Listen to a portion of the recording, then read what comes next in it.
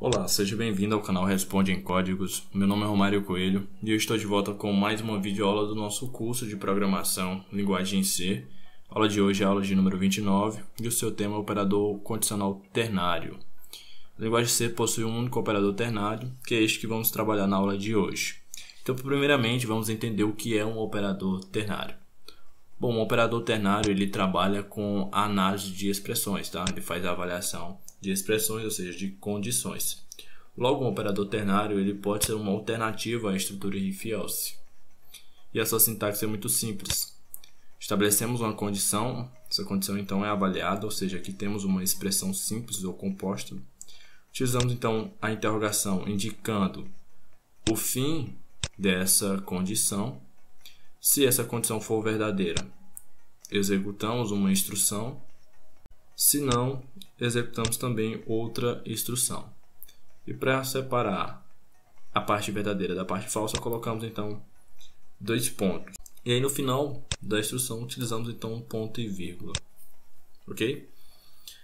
Então vamos dar uma olhada neste código, tá?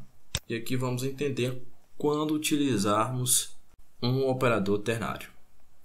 Aqui temos a estrutura if-else para fazer a avaliação da idade de um indivíduo, verificar se esse indivíduo é maior de idade ou se ele é então menor de idade. É uma avaliação bem simples, tá? E dentro do seu código você vai utilizar várias vezes a estrutura if-else. Mas quando temos esse tipo de avaliação, que é uma avaliação muito simples de ser feita, você pode simplesmente utilizar um operador ternário. Ok? Então vamos compilar e executar esse código. E aí você vai entender o funcionamento dele. Digito 20, maior de idade. Se eu digitar outro valor, 10, vai digitar aqui menor de idade. Então, bem simples, você já sabe como funciona.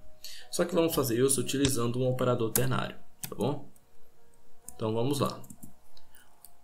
Para definir um operador ternário, primeiramente definimos o que? A condição. Qual é a condição? Precisamos avaliar se o valor armazenado em nossa variável idade é maior ou igual ao valor de 18. Essa é a nossa condição? Sim. Então indicamos o seu fim através da interrogação. Então, se essa condição for verdadeira, eu quero exibir uma mensagem ao usuário. Então faço uso da nossa função printf. Dentro da função printf eu vou exibir a mensagem maior de idade. Muito bem. E para separar o lado verdadeiro do lado falso, eu coloco então esses dois pontos e do outro lado eu coloco as instruções a serem executadas caso a nossa condição seja falsa. Tem uma única instrução a ser executada, que é a mensagem, que é a função printf, e exibir a mensagem menor de idade. Muito bem. Só que essa não é a sintaxe correta do nosso operador ternário. Por quê?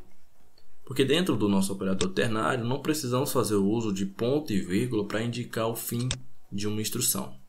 Então, se eu mandar compilar e executar o meu código, eu vou ter um erro. Perceba, era esperado dois pontos antes do ponto e vírgula, porque aqui eu já estou finalizando a minha instrução, tá vendo? Então, eu tenho que tirar esse ponto e vírgula. Já que eu tenho uma única instrução a ser executada, eu não preciso indicar o fim dela, certo? Então eu vou compilar e executar novamente. Olha aí, ó, já funcionou, tá? Vou digitar o valor de 18, maior de idade.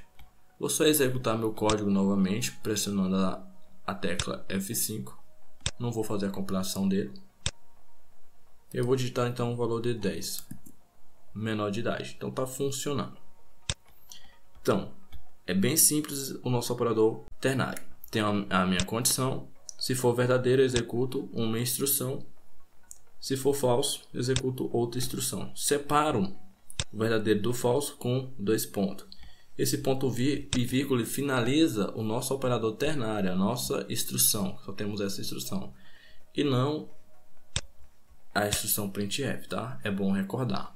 Porque o operador ternário não necessita de ponto e vírgula em suas instruções para indicar o seu término. Romário, se eu quisesse executar mais de uma instrução, tanto para verdadeiro como para falso, como é que eu faria, né?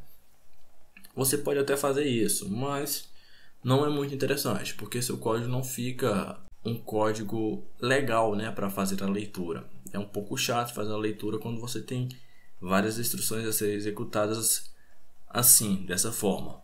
Mas você pode fazer. Você pode fazer de várias formas, né? Como por exemplo, simplesmente colocar aqui, ó, um traço logo depois de uma instrução e na segunda instrução e já colocar a segunda instrução que você quer executar, como por exemplo, mensagem 2. Vou só colocar essa instrução dessa forma, abreviado mesmo, tá? E aí eu vou fazer a sua execução. Então vem aqui em compilar e executar. Informe sua idade. Vou informar 23. Maior de idade MSG2. Você pode fazer dessa forma, mas não fica uma coisa muito interessante, né? Fica feio. Então você pode trocar esse sinal pela utilização do operador lógico E, tá? Fica melhor de se ler o código, né? Ó, idade maior ou igual a 18, né? Printf maior de idade e printf mensagem 2. Você pode fazer assim, apesar de eu não achar uma boa maneira, né? Uma boa prática fazer isso, porque seu código fica feio, né? Fica feio de ler. Então, eu só uso o operador ternário quando eu tenho uma única instrução a ser executada, tanto para verdadeiro como para falso, que a sua leitura fica muito mais simples. Avalio a condição. Se verdadeiro, executa uma instrução. Se falso, executa outra instrução. Separa o lado verdadeiro do lado falso através de 2 pontos. Ponto e vírgula, estou finalizando o operador ternário, tá? Essa instrução.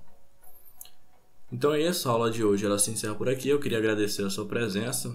Caso você tenha gostado do vídeo, deixe o seu gostei. Ficou com alguma dúvida ou tem sugestões, você pode deixar o seu comentário, tá bom? Antes de encerrar, eu queria pedir desculpas pelo tempo que eu fiquei sem gravar aulas, porque eu tive um sério problema com o meu notebook. Inclusive, eu acabei trocando de notebook. Então é isso, tchau e até o próximo vídeo.